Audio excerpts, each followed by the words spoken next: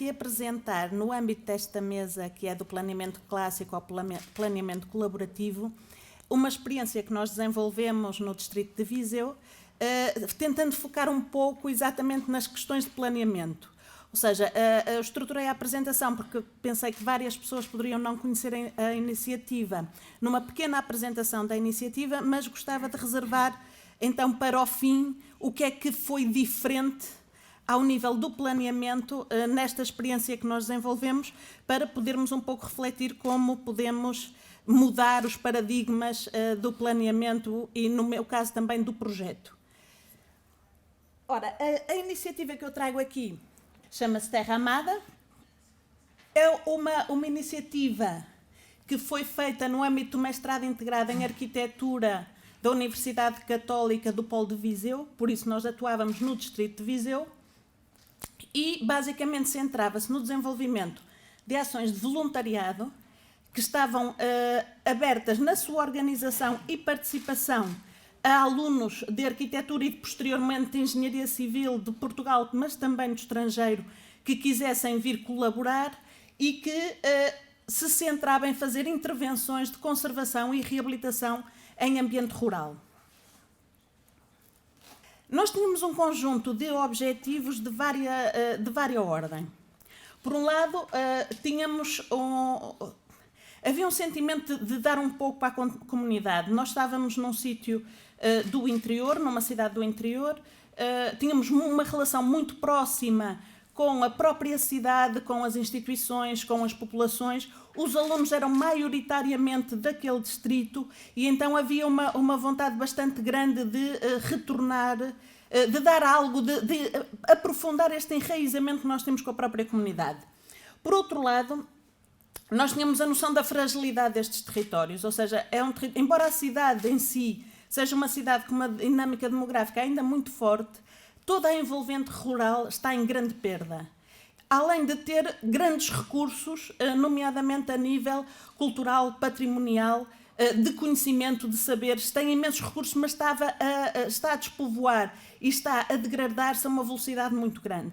Daí também a necessidade que nós tínhamos, por um lado, academicamente, de uma maneira um pouco fria, quase de ir registar o que ainda sobrava para tentar guardar e transmitir esse conhecimento, mas, por outro lado, de um lado bastante mais humano, de tentar dar o nosso contributo para que parte, pelo menos, destas comunidades pudesse ter um futuro que não fosse o da aldeia turística, que é um cenário para visitantes.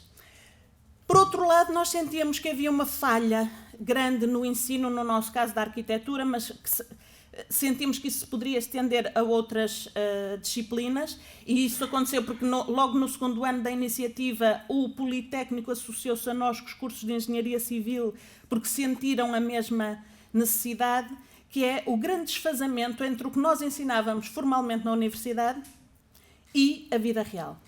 Ou seja, os alunos são ensinados a fazer projeto de arquitetura ou projeto de engenharia no ar, com programas hipotéticos, sem conhecer de facto, apontam soluções funcionais e construtivas, sem saber de facto como é que se vive, e sem conhecer de facto os materiais que não sejam mais das fotografias das revistas, e achamos que poderia ser um complemento estruturante na formação destes alunos, complementar o que é o ensino formal universitário com uma experiência de vida e de fazer, ou seja, os alunos voluntários que participassem não só iam realizar as próprias obras, os da organização desenvolver os projetos e realizar as obras, como iam viver durante aquele período de tempo na própria comunidade. E este nível, só um pequeno à parte, não é o tema central, pareceu-nos que foi um dos maiores resultados desta intervenção também, que foi o retorno imenso que os alunos depois deram, todos os voluntários, sobre este aspecto. Toda a sua atividade, em alguns casos já profissional, porque estavam a sair dos cursos, ou académica, nos que estavam ainda a meio, notaram e eles reportaram-nos, alunos de outras universidades, o grande salto que deram qualitativamente a nível da sua própria prática profissional. Por exemplo, no ano seguinte, em várias universidades, nomeadamente aqui em Lisboa, no Instituto Superior Técnico, os próprios voluntários fizeram apresentações sobre a iniciativa aos seus colegas, absolutamente sozinhos, só nos pediam uma fotografia, por isso é que nós sabíamos, porque tínhamos algum feedback, mas porque reconheceram o salto qualitativo na sua própria formação. Por último, havia aqui uns temas que nós queríamos abordar e que raramente são abordados ao nível da arquitetura, em particular porque a maior parte do ensino é feito nas grandes cidades. Então a cidade é central, o mundo rural não é.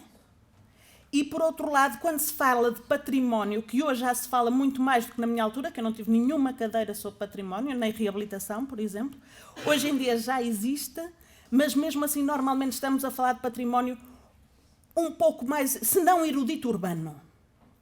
Ou seja, a trabalhar com os materiais tradicionais, trabalhar nas tipologias tradicionais, trabalhar com o que são as próprias organizações espaciais destas comunidades, isso não é trabalhado ao nível das nossas universidades. Tínhamos então um projeto que visava mobilizar um leque geracional muito grande, porque estamos a falar de alunos, mas estamos a falar de outra coisa. Quem é que pode ensinar os alunos as técnicas tradicionais? São os habitantes das aldeias ou os mestres de obras das aldeias. Então, nós tínhamos de mobilizar não só os alunos, como a comunidade, a própria comunidade instalada, nomeadamente os mais idosos, para podermos montar este projeto e pôr este projeto a funcionar, porque estes eram os únicos que poderiam dar um real input em tudo o que não é as técnicas mais modernas de construção. Então, só para terem uma noção, a Terra Amada tinha por base mão de obra voluntária, a orientação era feita por mestres de obras tradicionais, também técnicos das empresas, quando eram materiais correntes. Depois tínhamos os materiais, e não só, parte da comida, tudo o que era bens e serviços doado por empresas, porque o nosso orçamento era zero. Deixaram-nos usar o nome das instituições. Em dinheiro, nós tínhamos orçamento zero. Ou seja, os voluntários pagaram para ir. Nós tentamos baixar o preço o mais possível com base nas doações. Tivemos escolas que vieram, por exemplo, os estudantes de escolas profissionais, que era quem cozinhava, até aí era voluntariado de alunos, mas isto era tudo feito sem orçamento. O que é que nós realizamos? Nós realizamos uma primeira ação em Covas do Monte. Só para terem uns dados, esta ação teve como parceiros a Câmara Municipal de São Pedro do Sul, a Junta de Freguesia de Covas do Rio, a Diocese de Viseu e o GECORPA, que é o Grêmio das Empresas de Conservação e Reabilitação de Património. Associaram-se 54 empresas, tivemos 60 voluntários, 20 técnicos a trabalhar gratuitamente e a população abrangida foi de 48 habitantes. As obras que conseguimos realizar foi a melhoria das acessibilidades no espaço público, a nível de equipamentos, a reabilitação de uma azenha do século XIX, do moinho, que ainda está a funcionar, o único que ainda funciona, e da escola primária, que é o único equipamento que está aberto ao público nesta aldeia. Não há mais nada aberto, e não é escola agora, obviamente, só há uma criança. Neste momento é a Associação dos Amigos de Covas do Monte, é o café, é o tudo. O café, a zona de estar. A nível de habitação, fizemos a reabilitação da casa da Dona Irene e da Dona Lucina e a nível de equipamentos rurais de um cabril e de um espigueiro. A segunda ação foi no ano seguinte, em Valdepapas, agora estamos no Concelho de Sinfãs. Aqui já tivemos bastantes mais parceiros institucionais. Além da Câmara Municipal e da Junta de Freguesia, tivemos o Departamento de Ciências Biomédicas da própria Católica, que aplicou lá os resultados de um projeto de investigação com vários atores locais, porque estavam a estudar há vários anos a coagulação do leite com cardo para transformar em queijo. E então encontraram um bom local para aplicar este conhecimento da universidade e juntaram logo um agricultor que plantou o cardo e um produtor que tinha bastante leite, que se disponibilizou a montar uma queijaria. Então aqui criaram-se até os primeiros postos de trabalho por esta via, 7 postos de trabalho. O Instituto Politécnico de Viseu com os cursos todos de engenharias, a Escola Profissional de Turismo com tudo o que foi alimentação e os GECORPA. As empresas associadas foram 32, não porque houvesse menos interessados, mas porque aqui nós usamos muito mais, devido às características da arquitetura, usou-se muito mais material que saía da terra. Colmo, pedra, era apanhá-lo. Então não necessitamos de tantos materiais para solicitar às empresas. Aumentamos os voluntários para 90, técnicos tivemos 30 e a população abrangida é de cerca de 30 habitantes. O que foi feito nesta aldeia foi bastante mais que na aldeia anterior. Requalificamos espaços públicos, instalamos equipamentos públicos, sinalética, mobiliário urbano. Fez-se a instalação da rede de água canalizada que a aldeia não tinha.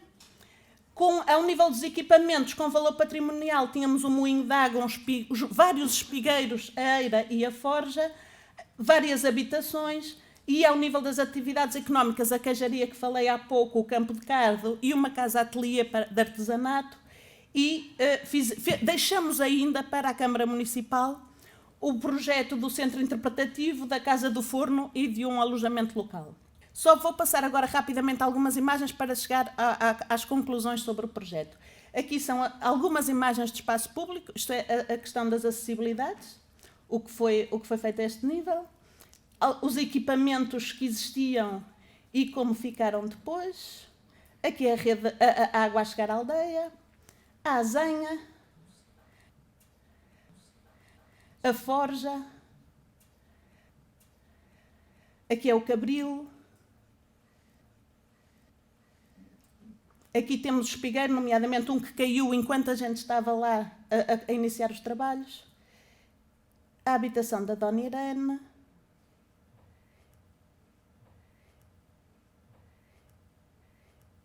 O ateliê da Cristina, que foi feito num corral. Num ex-corral. Que ficou depois assim. E ao nível do processo, para vos dar então uma ideia, que esta é a primeira diferença a nível de planeamento. A primeira diferença é que nós tínhamos 9 meses e 10 dias de voluntariado e 3 semanas para preparar os 10 dias de voluntariado no local. Então, de setembro a janeiro era a parte da construção da relação de confiança com a comunidade e com as instituições e a identificação dos projetos prioritários. Demorou. Reparem que para 9 meses é uma parte que demora muito tempo e que nós nunca conseguimos apressar. De janeiro a abril tínhamos o desenvolvimento dos projetos com a população e com as instituições. A partir daí tínhamos uma segunda fase de desenvolvimento dos projetos, que era com as empresas, porque se o projeto apontasse para uma solução que a gente não tinha material, não tínhamos dinheiro. Ou seja, a nível da arquitetura, o arquiteto aqui manda muito pouco ou quase nada. Nós sugerimos, mas se não há aquele e há outro, vamos falar com as pessoas para ver como é que a questão se pode resolver. Em julho fazia-se a realização dos trabalhos preparatórios e depois, normalmente, a última semana de julho, 1º de agosto, era então a ação de voluntariado. Isto era um ano letivo, como é óbvio, não é? O que mudava aqui em termos de planeamento? Uma é a identificação dos projetos prioritários. Ao contrário do normal, do nosso ponto de vista, que é o ponto de vista do técnico, não é? Nós não tínhamos uma encomenda. Nós íamos propor-nos a uma aldeia e às suas instituições, à Junta de Freguesia, à Câmara Municipal e à comunidade, e sendo aceites, era a partir daí que se começava a construir o que poderia ser o programa. E o programa, ao nível dos espaços públicos, normalmente era relativamente simples. A Câmara Municipal e a Junta de Freguesia normalmente tinham ideias do que é que gostariam, a comunidade muitas vezes tinha outras ideias. Dificuldade de articular houve sempre pouca. Com muita facilidade nós conseguíamos articular as duas visões, da Câmara Municipal, da Junta de Freguesia, que normalmente criam infraestruturas, e da comunidade, que normalmente cria ou a valorização de locais simbólicos ou coisas extremamente funcionais. Por exemplo, a questão das acessibilidades, de pôr os corrimãos, a questão de tapar, de dar uma boa cobertura para a chuva aos tanques, porque, reparem, não tinha água canalizada, de dar boa cobertura para as caixas de correio. A população centrava-se normalmente em duas coisas, questões funcionais do seu dia-a-dia, mais até do que do saneamento da água, que para nós foi um pouco surpreendente, e questões simbólicas. Neste caso, ali está o Sr. Manuel, que foi quem nos alertou que nós tínhamos de dar alguma dignidade ao cruzeirinho, que nós nem sequer o tínhamos visto. Estava na entrada da aldeia, mas era tão pequenino, escondido atrás do sítio onde paravam os carros, que nós nunca o tínhamos visto. E o cruzeirinho marcava o sítio onde supostamente uns lobos apareceram a um senhor que rezou e sobreviveu. E então era quase a marcação simbólica da entrada da aldeia, mas também da proteção que foi concedida à própria aldeia. E isso para eles era das coisas mais importantes e para nós era invisível. Temos de assumir. Ao nível dos edifícios privados a coisa é completamente diferente. Em nenhuma sessão participativa, em nenhuma conversa pública, nunca ninguém, nas duas aldeias, disse que precisava de nada. E nós começamos a perceber que aqui havia uma questão quase de pudor, de privacidade, quase de reserva, e só mais tarde, passado algum tempo de estarmos lá, é que íamos casa a casa a tentar falar com as famílias e perguntar. E estamos a falar de casas sem chaminé com fumeiros, casas sem fossa, sem casa de banho, sem água, sem eletricidade, mas que o processo todo de identificação tinha de ser feito, neste caso, a nível privado, caso a caso. Um minuto, Ana. Um minuto? Tá. O desenvolvimento dos projetos de arquitetura também mudava aqui um pouco. O arquiteto não estava no ateliê, tínhamos de estar lá. Por várias coisas. Primeiro, não há uma linha reta. A gente tinha mesmo de desenhar lá. Segundo, nós tínhamos de desenhar com as pessoas porque os modos de vida eram completamente diferentes daquela estruturação que a gente está habituado. Isto não é um T1 nem um T2. Por outro lado, as instituições aqui também tinham a parte a dizer ao nível dos equipamentos e das suas próprias ilegítimas aspirações para os mesmos. Por último, havia esta segunda fase, que é a questão das empresas, ou seja, a partir do momento que nós criávamos um projeto com a comunidade, com quem o ia usar, depois tínhamos de pedir os materiais às empresas e aí podíamos não ter ter outro, ter outras soluções e tínhamos de voltar para trás, ou seja, o processo do projeto era bastante mais lento porque tinha de ser iterativo. A programação dos trabalhos. Uma coisa que para mim é das mais importantes neste projeto foi as trocas de papéis. Ou seja, o técnico, engenheiro, o arquiteto, na parte da programação e na parte da realização dos trabalhos, é o aprendiz. Porque os alunos que estavam lá, e que alguns deles realizaram os projetos, não percebem nada de construção. Então, estão a aprender do zero, ou com os mestres de obras da própria aldeia, ou com os técnicos das empresas. Isto pode parecer um ponto menor, mas para mim é um ponto fundamental na minha disciplina, porque é muito comum haver o desrespeito e o menosprezo pelo técnico da construção civil. Se não te portas bem, vais para as obras, é uma coisa que a gente ouve, não é? São sempre consideradas pessoas desqualificadas, pessoas mal educadas, sem formação, que não interessam, que não pensam. Têm de fazer como eu digo. E então, inverter estes papéis, pô-los a eles a serem os mestres, de facto, e pôr os alunos a aprender, isto cimenta nesta geração, na nova geração, um respeito, para além de uma amizade. Alguns deles eram vistos como mestres mesmo, eram quase fabulados pelos próprios alunos, mas fomenta neles um respeito pelos técnicos com quem vão trabalhar no futuro, que eu acho que é fundamental que se comece a criar, porque não se pode mudar também a cultura se não são respeitadas estas pessoas. Por outro lado, havia aqui uma outra questão que é as próprias pessoas não só são atores do próprio projeto, aliás, a dada altura alguém podia dizer eu tenho um dinheiro reservado, se calhar eu até fazia aqui uma melhoria que não estava prevista e entrava como próprio promotor, todos os papéis começavam a mudar com a dinâmica da intervenção e as pessoas autovalorizavam-se muito mais. No fim, coisas que eles achavam que não interessava, como por exemplo a questão do colmo por aí fora, passavam a ver como conhecimento precioso. Dos resultados destas diferenças no processo, eu sinto como muito importante a questão de valorizar, junto das populações e das novas gerações, os diferentes saberes e da transmissão efetiva que houve, o aumento da autoestima das próprias comunidades e do respeito pelo outro por parte de toda a gente, porque os técnicos muitas vezes também não são respeitados por quem está a desenvolver os trabalhos. E neste caso, como era tudo colaborativo, tudo em família, quase vivíamos juntos, nós estávamos todos acampados, isso mudava completamente.